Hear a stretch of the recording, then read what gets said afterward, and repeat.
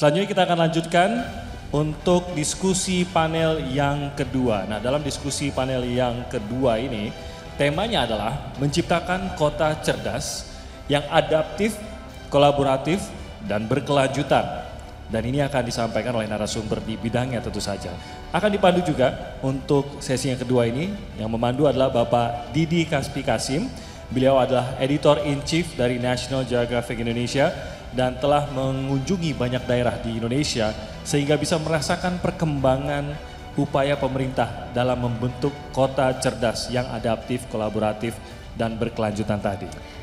Kalau begitu langsung saja kita akan mengundang bersama-sama moderator untuk sesi talk show kedua pada pagi hari ini. Kami persilahkan yang terhormat Bapak Didi Kaspi Kasim.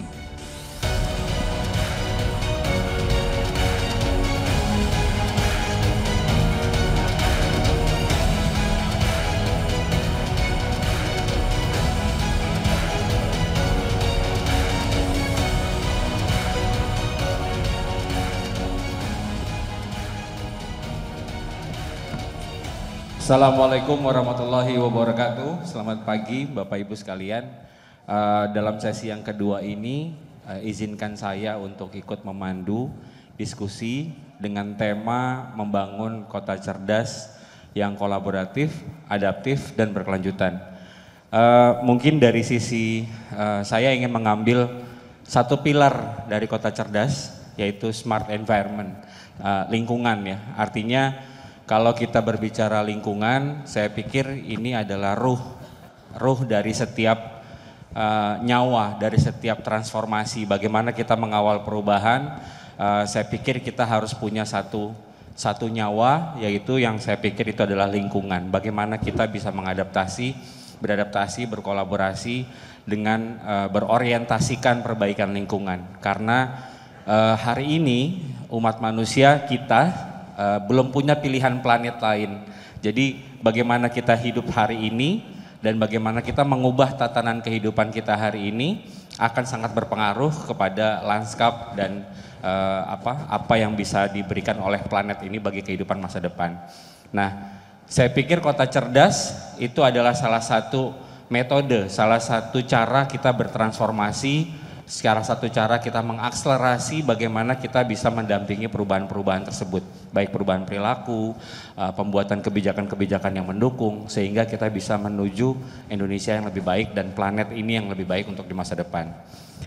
Hari ini saya akan menemani narasumber saya hari ini adalah Ibu Laksmi Dewanti MA, selaku Direktur Jenderal Pengendalian Perubahan Iklim, untuk berbincang-bincang tentang sudut pandang dari Kementerian Lingkungan Hidup, bagaimana kita bisa mensinergikan antara lingkungan, teknologi, dan kemudian kehidupan yang lebih baik di masa depan. Untuk itu saya persilakan Ibu Laksmi untuk bisa bersama saya di atas.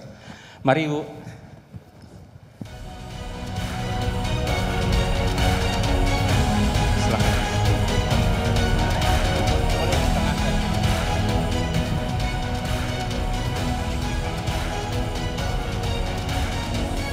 Selamat pagi Ibu, terima kasih sudah hadir menemani bincang-bincang di sesi kedua ini yang saya pikir bincang-bincang yang harusnya ada ya Bu, terkait dengan perbicaraan teknologi, transformasi, orientasi lingkungan ya Bu ya. Ini menurut saya juga salah satu yang harusnya juga kita masukkan dalam diskusi perubahan. Apalagi kita punya target besar ya Bu, 2060 untuk bisa berkontribusi menyeimbangkan keadaan planet ini. Baik, mungkin sebelumnya saya akan memberikan waktu untuk Ibu ada paparan sedikit ya Bu. Nah, saya pikir Bapak Ibu sekalian di sini juga boleh dulu mendengar apa sudut pandang dari Kementerian Lingkungan Hidup terkait dengan program keterlibatan di Kota Cerdas untuk masa depan. Silakan Ibu. Baik, terima kasih Pak Didi, moderator. Assalamualaikum warahmatullahi wabarakatuh. Selamat pagi dan salam sejahtera untuk kita semua. Jawaban salamnya nggak terdengar tapi mudah-mudahan semangat ya. Saya mohon waktu, ada beberapa slide untuk memberikan konteks karena tadi pembukaannya sebetulnya sudah sangat to the point bahwa aspek lingkungan, komponen lingkungan merupakan bagian yang tidak terpisahkan pada program atau pada konteks smart city.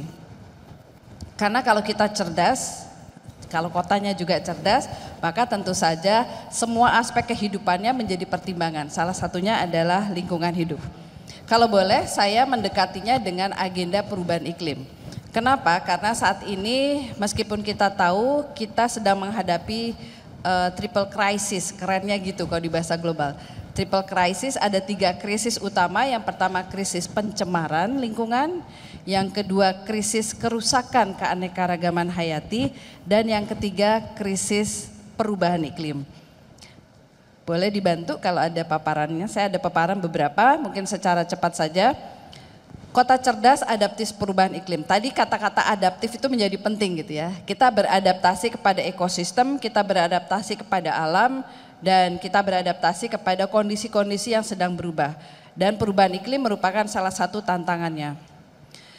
Intergovernmental Panel on Climate Change, jadi forum para ahli di bidang perubahan iklim mengeluarkan dokumen assessment reportnya yang ke-6, jadi AR6 kita bilang, yang mengatakan atau yang menggarisbawahi pentingnya isu perkotaan dalam konteks pengendalian perubahan iklim. Mungkin di sini bisa dilihat salah satu dari statement yang ada di dalam AR6 tersebut. Lebih lanjut lagi di dalam dokumen tersebut dipaparkan bagaimana sebetulnya keterkaitan ketahanan, kerentanan dan ketahanan berbagai macam ekosistem dan berbagai macam tipologi. Jadi ada urban, ada rural dan sebagainya. Ini adalah assessment yang diberikan oleh IPCC terhadap konteks perkotaan. Dan tantangannya sangat banyak sekali. Jadi tidak hanya kita bicara mengenai infrastruktur, kita tidak hanya bicara tentang keanekaragaman hayati, tapi di perkotaan kita punya banyak sekali tantangannya. Beberapa waktu yang lalu, kalau tidak salah mungkin sebulan atau beberapa minggu yang lalu, ada berita, ada isu bahwa air di Jakarta, air tanah di Jakarta tercemar oleh bakteri coli. Kenapa? Karena begitu rapatnya di Jakarta sehingga jarak antara septic tank dengan sumur air gitu ya, pompa airnya itu terlalu dekat, kurang dari 10 meter. Jadi kalau rumahnya saja mungkin hanya beberapa meter persegi, jadi dekat sekali, kemudian ada rembesan dan sebagainya. Itu merupakan salah satu permasalahan yang kita hadapi sekarang. Indonesia dalam konteks agenda pengendalian perubahan iklim, kita sudah mulai komitmen sejak tahun 94 mulai meratifikasi framework atau kerangka kerja konvensi pengendalian perubahan iklim. Dan terus menerus sehingga kita memperbaharuinya terutama sejak 2015 setelah ada persetujuan Paris yang mewajibkan negara berkembang seperti Indonesia menurunkan emisi gas rumah kacanya dan meningkatkan ketahanan iklim. Agenda dan target ketahanan iklim khususnya yang terkait dengan smart city ada tercermin dalam dokumen Nationally Determined Contribution. Ada 3 ketahanan yang akan kita bangun di perkotaan dan di pedesaan. Ketahanan ekonomi, ketahanan lanskap, ketahanan sosial dan livelihood, ini menjadi 3 ketahanan penting. Dan konteks smart cities atau juga nanti kalau kita ada smart village gitu ya, karena harusnya ada rural dan ada urban secara seimbang, kita akan mengadopsi dan akan memasukkan agenda-agenda adaptasi seperti ini. Selain menurunkan emisi gas rumah kaca, upaya-upaya kita juga meningkatkan ketahanan terhadap berbagai macam dampak-dampak negatif perubahan iklim. Ini hanya salah satu contoh pendekatan yang bisa kita lakukan untuk kota adaptif pengendalian perubahan iklim atau kota adaptif perubahan iklim. Semua sektor bisa kita internalisasikan atau mainstreaming atau arus utamakan aspek-aspek ketahanan iklim. Dan beberapa program yang menjadi inisiasi atau intervensi pemerintah, mungkin Bapak Ibu sudah tahu program Kota Bersih Adipura, dan sekarang kita juga punya program di daerah pedesaan dan di perkotaan yang kita sebut program Kampung Iklim atau Climate Friendly Village. Ini tidak hanya di desa, tapi di kampung-kampung, di RT-RT juga sudah banyak. Kita sudah punya hampir 4.100 lokasi, di Jakarta juga banyak, di Sunter dan sebagainya, di beberapa kota kabupaten, dan kita akan atau target dari Presiden Joko Widodo adalah 20.000 lokasi kampung iklim. Kenapa kita mulai dengan kampung iklim? Karena kampung iklim ini menyentuh gerakan masyarakat. Secara konsisten melakukan upaya-upaya adaptasi perubahan iklim dan juga mengurangi emisi gas rumah kaca. Dan ini salah satu contoh bahwa konsep smart city tidak hanya bisa didekati dengan infrastruktur yang membutuhkan banyak investasi, tapi juga melalui gerakan-gerakan kemasyarakatan yang merupakan atau yang menggugah mereka untuk melakukan berbagai macam inisiatif baik, inisiatif positif, inisiatif yang ramah lingkungan, inisiatif yang beradaptasi kepada perubahan iklim dengan aktivitas kesehariannya. Mudah-mudahan ini menjadi kontribusi dalam diskusi kita dan saya berharap dari forum ini kita semua bisa lebih bergandeng tangan bahu-membahu membangun kota yang lebih cerdas, kota yang lebih ramah lingkungan, kota yang berkelanjutan. Demikian, terima kasih banyak. Billahi taufiq wal hidayah. Wassalamualaikum warahmatullahi wabarakatuh. Waalaikumsalam warahmatullahi wabarakatuh. Jadi dari level tapak ke atas, dari atas ke bawah itu ketemu di tengah gitu ya Bu ya. Bagaimana kita bisa menyentuh urban dan ruralnya gitu kan. Jadi apalagi kita menghadapi situasi di mana kita harus beradaptasi sama apa yang sudah terjadi di masa lalu dan kemudian kita harus berkolaborasi menghadapi masa depannya. Ini akan menjadi apa ya Bu ya, sikap kita nanti di COP berikutnya Bu di Dubai ya Bu ya. Apakah ini nanti apakah ini juga menjadi bagian dari dokumen yang sudah disubmit ke sana Ibu ya? Apa sih Bu sebetulnya pesan yang ingin disampaikan oleh KLH di forum internasional itu? Komitmen apa yang ingin sebetulnya disampaikan oleh KLH di dalam diskusi-diskusi itu Bu? Baik, terima kasih. Kalau cerita COP 28, mungkin saya mulainya COP 27 ya, yang baru selesai tanggal 20 November lalu di Sharm el-Sheikh, Egypt atau Mesir, di mana beberapa keputusan pentingnya itu menyangkut pada agenda adaptasi termasuk di perkotaan dan di pedesaan. Global Adaptation Goal sudah ada, jadi GGA, Global Goal on Adaptation, dan juga agenda-agenda penting tentang adaptasi. Pada COP27 yang lalu, Indonesia mensubmit dokumen Adaptation Communication. Jadi kita sudah menyampaikan dokumen dan mengkomunikasikan rencana-rencana adaptasi kita. Dan juga di Sharm el-Sheikh kemarin diputuskan mekanisme pembiayaan untuk loss and damage. Loss and damage itu kerusakan dan kehilangan. Jadi kalau kita sudah berupaya menurunkan emisi gas rumah kaca, kita sudah berupaya beradaptasi, tapi kita masih mengalami kerusakan dan kehilangan, contohnya pulau-pulau kecil karena kenaikan suhu permukaan bumi, maka muka air lautnya naik, maka dia akan tergenang yang tadinya tidak tergenang. Dan itu menjadi permanen, jadi ada kerusakan dan kehilangan. Nanti negara-negara yang mengalami hal itu bisa dapat kompensasi. Tapi saya bicaranya nanti karena baru disepakatin dan baru akan. Ya, Bu. Iya. Yang pasti adalah sudah ada kerangkanya dan sudah ada mekanismenya.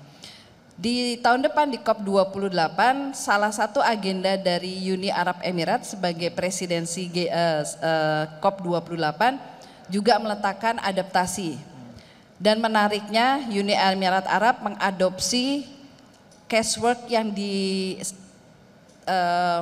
dicontohkan oleh Indonesia melalui G20 yang lalu. Mungkin Bapak Ibu membaca berita melihat bahwa para pemimpin G20 bersama-sama diajak Pak Presiden Joko Widodo untuk menanam mangrove di Suwung yang akan menjadi salah satu pusat rehabilitasi mangrove.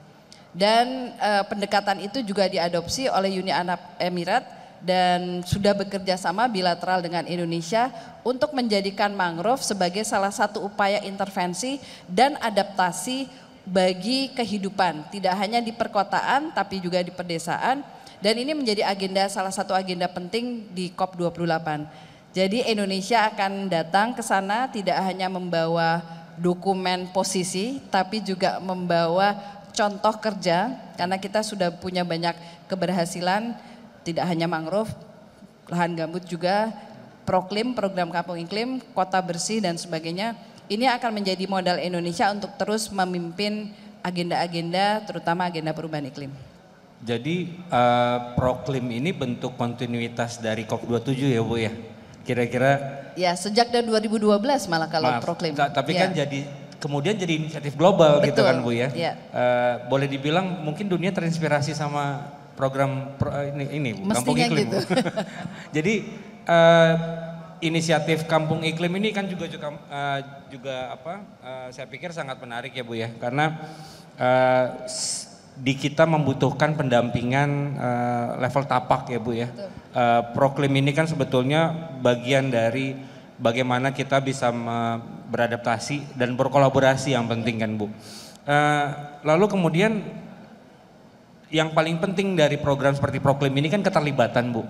Nah keterlibatan orang kampung, level desa gitu ya. Pasti akan Ibu menemui banyak kendala, lalu kemudian sebetulnya sampai ini bisa berjalan sekian tahun ya Bu, apa yang telah dilakukan oleh kementerian terkait dengan meningkatkan keterlibatan ini Bu? Ini rahasia kunci suksesnya apa sih Bu? Ya, kalau kita di agenda perlindungan dan pengelolaan lingkungan hidup termasuk perubahan iklim, ada yang kita sebut pendekatan pentahelix. Mungkin sekarang udah lebih dari penta gitu ya. Di mana seluruh unsur pemangku kepentingan selalu dilibatkan sejak perencanaan sampai dengan implementasi. Agenda perubahan iklim global itu baru mengadopsi keikutsertaan secara menyeluruh itu sejak persetujuan Paris, jadi baru 2015. Sebelumnya agenda-agenda perubahan iklim itu kuncinya hanya pemerintah. Regulasi, kemudian intervensi pemerintah. Tapi sejak persetujuan Paris 2015 digarisbawahi pentingnya non-party stakeholders atau pemangku kepentingan di luar pemerintah pusat. Bahkan dulu pemerintah daerah tidak banyak dirangkul oleh agenda perubahan iklim. Jadi sekarang kita sudah masuk ke sana. Kalau disebut tantangan, sebetulnya tantangannya banyaknya positif. Justru saya merasa nggak enak karena kalau datang ke masyarakat bekalnya nggak banyak gitu. Karena yang dibutuhkan itu lebih banyak dari yang bisa kita berikan. Jadi yang dilakukan adalah pertama sebetulnya kami datang dan mendengar, itu yang menjadi penting. Mendengar, memahami kebutuhan dan kemudian mendesain program sesuai dengan kebutuhan dan kita bukanya menunya lengkap. Jadi istilahnya kalau Betawi lu mau gue ada gitu ya ceritanya. Palu gada Bu. Palu gada. Jadi Proklim membuka menu yang lengkap di mana masing-masing kampung itu bisa memilih apa yang menjadi kebutuhan. Kalau dia merasa ada tantangan air, maka kita bisa membantu membuat embung-embung air misalnya atau melakukan fasilitasi untuk bagaimana memanen air hujan bisa menjadi air baku minum. Ada juga yang kemudian masalahnya adalah sampah. Kemudian kita masuk dengan program bank sampah, circular economy. Lalu kemudian ada yang masalahnya ketahanan pangan. Kita bantu dengan pendekatan-pendekatan. Dan KLHK tidak datang sendirian. Kami merangkul perindustrian, kami merangkul pertanian, merangkul semuanya termasuk ESDM. Karena kebutuhan di masyarakat itu beragam. Dan kami juga memfasilitasi agar bisa terrekognisi. Maka seluruh program Kampung Iklim kami daftarkan ke dalam sistem registri nasional di mana setiap kampung bisa memastikan dan mengetahui berapa kontribusi mereka terhadap perubahan iklim. Berapa emisi yang diturunkan, berapa kegiatan adaptasi dan kemudian mereka bisa mendapatkan surat apresiasi. Bahkan sudah beberapa tahun terakhir, 6 tahun terakhir kita melakukan penilaian dan memberikan award kepada kampung-kampung yang terbaik melakukan agenda-agenda program Kampung Iklim. Jadi tapi tantangan ke depan masih banyak karena kita masih perlu melinkage dengan misalnya kalau dia kemudian membuat kompos lalu komposnya berlebih tidak dimanfaatkan sendiri bisa dimanfaatkan dijual kemana. Tanaman organiknya juga gitu. Jadi kita memang perlu banyak bisa misalnya merangkul finance institution atau kelembagaan keuangan dan bisnis untuk sama-sama membangun kota, membangun mulai dari sebenarnya konsepnya membangun mulai dari pinggir ya, dari kampung, dari pedesaan sehingga kemudian di perkotaan. Mungkin itu tantangannya. Iya. Jadi mungkin selama ini kita bisa mengenal kalau misalnya kita bicara perubahan iklim, perubahan iklim ketika kita melakukan sesuatu terhadap perubahan iklim tidak menjawab tidak mengisi piring nasi saya hari ini gitu ya. Tapi dengan program ini kita bisa membuktikan ya Bu ya. Sebetulnya ketika kita mengubah perilaku terhadap iklim, dampaknya itu bisa kita rasakan langsung dengan hasil panen yang lebih baik, lingkungan. Ketika lingkungan baik, artinya potensi pendapatan juga akan membesar. Jadi ada sosialisasi itu ya Bu yang dilakukan, bukan sosialisasi tentang suhu bumi yang memanas, karena konteksnya terlalu jauh gitu ya, tapi lebih ke soal menjawab kebutuhan berarti ya Bu ya. Oke, baik. Jadi itu memang salah satu kebutuhan transformasi kita hari ini adalah bagaimana mendekatkan persoalan global menjadi jawaban di lokal gitu ya Bu. Betul, kalau di kita jargonnya adalah think globally, act locally. Betul. Jadi konsep smart city itu mungkin konsep global, tapi pada saat implementasi kita berpijak pada kearifan lokalnya. Betul, itu saya pikir itu sangat tajam berorientasikan solusi hari ini gitu ya Bu ya.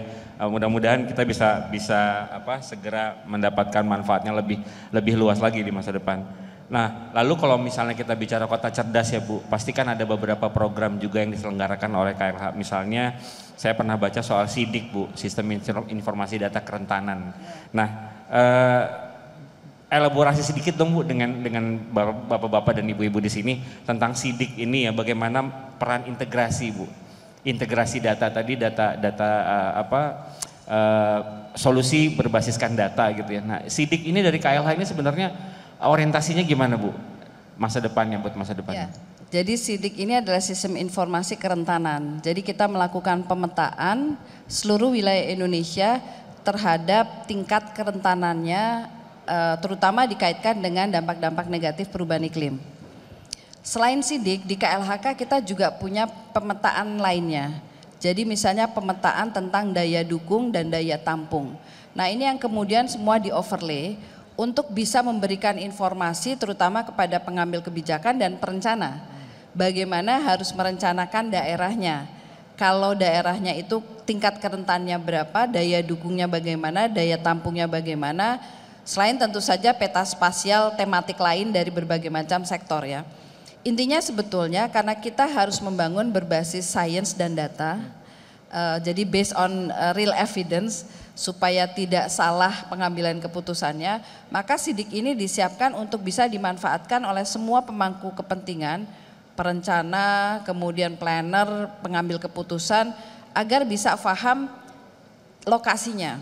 Karena kalau kita bicara perlindungan dan pengendalian perubahan iklim dalam konteks pembangunan, maka pembangunan itu harus bisa menjawab site spesifik dan juga time spesifik. Kalau dulu misalnya site spesifik jelas dia berada di mana, bagaimana karakteristik ekosistemnya, time spesifiknya juga beda. Kalau dulu zaman generasi mana dengan generasi sekarang kan pendekatannya berbeda. Jadi kita selalu melakukan upaya-upaya tersebut sehingga kita bisa tahu persis where we are. Selain itu KLHK juga mengembangkan berbagai macam informasi lain yang bisa diakses.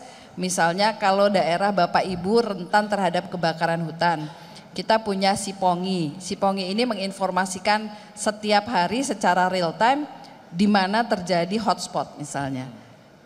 Calon atau titik api yang mungkin saja menjadi cikal bakal kebakaran hutan. Kemudian KLHK juga punya terutama teman-teman atau Bapak Ibu yang lokasinya ada lahan gambut. Kita sudah ada sistem informasi pemantauan tingkat atau tinggi muka air gambut. Karena gambut itu kalau airnya turun, kering, dia akan mudah terbakar. Jadi harus di-rewetting. Ini juga kalau untuk KLHK, contohnya yang Simatak tadi untuk tinggi muka air lahan gambut, begitulah air gambutnya itu turun di bawah level yang diharapkan, kita lalu melakukan teknologi modifikasi cuaca atau TMC atau hujan buatan.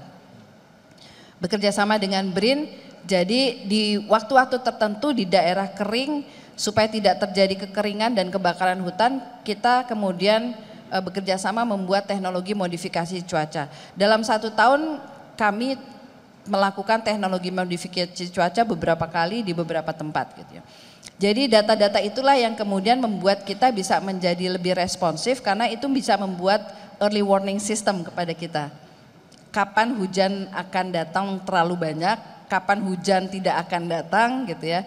Bagaimana nanti ke depannya, proyeksi ke depannya lahan-lahan kita. Nah, itu yang menjadi modal utama dan sidik itu diperuntukkan untuk keperluan-keperluan seperti itu. Iya, jadi harusnya ketika kita mengambil kebijakan di daerah, mestinya kita sudah punya mitigasinya kan Bu ya. Dari data yang disediakan oleh Kementerian Lingkungan Hidup, artinya kita sudah bisa melihat memprediksi.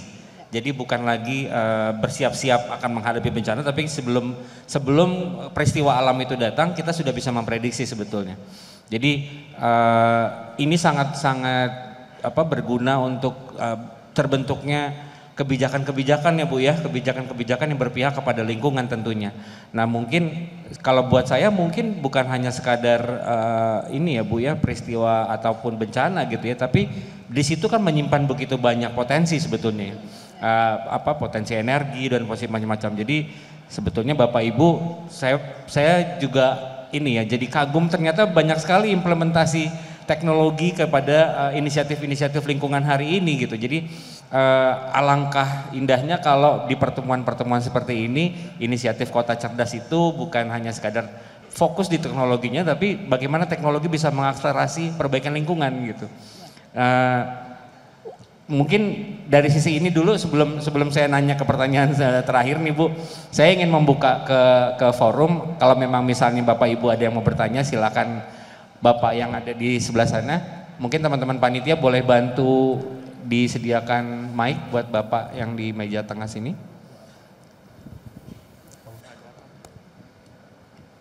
Bapak boleh disebutkan nama dan asal daerahnya ya Pak. Terima kasih. Terima kasih. Bismillahirrahmanirrahim. Assalamualaikum warahmatullahi wabarakatuh. Nama saya tadi disebut beberapa kali oleh moderator dan Ibu. Nama saya Sidik Bu. Dari pemerintah Kota Depok, saya selaku asisten perekonomian dan pembangunan. Kebetulan di Kota Depok pun juga saya sebagai ketua harian tim Proklim tadi yang disampaikan, dan ada beberapa program yang memang sudah kami lakukan, terutama di tahun 2023 pun juga kami sudah menganggarkan untuk kegiatan ini disandingkan dengan kegiatan namanya Kampung Caraka Bu. Jadi cerdas menangani berbagai macam permasalahan. Alhamdulillah di Kota Depok itu ada satu sensor EQMS yang sudah terpasang Bu sejak tahun 2018 kalau nggak salah. Waktu itu saya masih sebagai Kepala Diskominfo, saya sudah menyampaikan sebaiknya penempatannya itu adalah di tempat yang paling krusial. Namun ternyata ditempatkannya di tempat yang paling nyaman Bu. Sehingga kalau dibuka dari sistemnya di KLHK mungkin ya Kota Depok baik terus udaranya. Namun kalau kita buka di weather.com ternyata Kota Depok hari ini masih unhealthy Bu. Indeksnya 161. Bulan lalu 169, bulan sebelumnya 151. Nah maksud saya bisakah dari KLHK itu menambah lagi Bu unit EQMS ini supaya kami memiliki profil yang betul-betul representatif, dan ini bisa menjadi suatu kebijakan bagi kami untuk melakukan perbaikan kaitannya dengan masalah lingkungan. Ya, karena kemarin pun juga tadi juga Pak Semi juga sudah bicara masalah data driven policy. Ya, kami juga untuk masalah lingkungan juga pengennya seperti itu. Artinya sensor nanti EQMS yang akan dipasang ini akan menjadi sebagai data inisialisasi permasalahan dulu. Baru setelah itu baru kami akan melakukan penanganan terhadap sumber-sumber dari kualitas udara yang di Kota Depok ini. Saya pikir ini juga akan mengalami yang sama di kota-kota yang lain. Jadi saya sekedar saran saja supaya ini lebih diperbanyak lagi Bu, penambahan sensor ini supaya pusat itu memiliki dashboard yang memang secara independen gitu. Saya tidak perlu ngebuka lagi punya asing Bu, punya weather.com. Ya, konon itu dipasang di salah satu kelurahan, kami sudah sedang melacak belum ketemu nih di mana titiknya gitu. Tapi itu dijadikan sebagai titik paling krusial. ya, dan dengan indeks yang memang sangat-sangat detail sekali gitu. Nah, yang kedua adalah saya juga sudah pernah bicara juga dengan pihak penyedia itu, Bu, supaya sekarang itu kan EQMS sudah IP based, Bu, ya. Nah, kami berharap ini kita diberikan IP address supaya ini bisa diintegrasikan ke dalam data center kami, sehingga kami bisa menampilkan kualitas udara yang ada di Kota Depok, termasuk juga IP address untuk yang sensor-sensor lain yang ada di sekitarnya sebagai referensi bagi kami. Ya. Itu dari saya. Terima kasih. Baik. Assalamualaikum warahmatullahi wabarakatuh. Terima kasih. Jadi integrasi data, lalu kemudian penempatan, karena semakin rapat sensor semakin valid ya Pak ya, gitu. Jadi boleh ditanggapi sedikit aja Bu? Ya, boleh. AQMS itu Air Quality Monitoring System, Bapak Ibu semuanya. Yang suka ada di Gambir tuh ada nih ya. Cuaca hari ini apa kadar polusi. Betul, memang jumlahnya masih sedikit sekali dibanding dengan luasan Indonesia. Ini belum lagi kita bicara nanti Water Quality Monitoring System yang kita baru install di beberapa sungai besar dari ratusan sungai yang dipunyai oleh Indonesia. Dan untuk karena ini isunya kemudian bukan hanya teknologi tapi juga pendanaan. Karena kalau kita bicara kan sekarang kewenangannya sudah di-sharing gitu ya. Jadi memang tidak hanya pemerintah pusat yang menyediakan tapi juga bisa berbagai macam pihak. Untuk bisa menanggapi hal ini atau bisa mengatasi kondisi yang ada sekarang ini, KLHK bekerja sama juga dengan pusat-pusat yang ada di bawah BMKG. Karena BMKG juga melakukan pemantauan di beberapa stasiun-stasiunnya. Jadi itu diintegrasikan dan sekarang akan dibikin platform yang lebih luas lagi di mana AQMS yang milik pemerintah daerah, termasuk BMKG dan juga AQMS yang diinstal oleh dunia usaha karena mereka juga biasanya punya untuk mengukur air quality untuk workernya, untuk tenaga kerjanya di wilayah misalnya di kawasan industri. Nah ini nanti akan dijadikan satu. Tapi saya akan catat dan nanti akan saya sampaikan kepada dirjen terkait untuk ditambah atau dicarikan jalan bagaimana bisa kolaborasinya.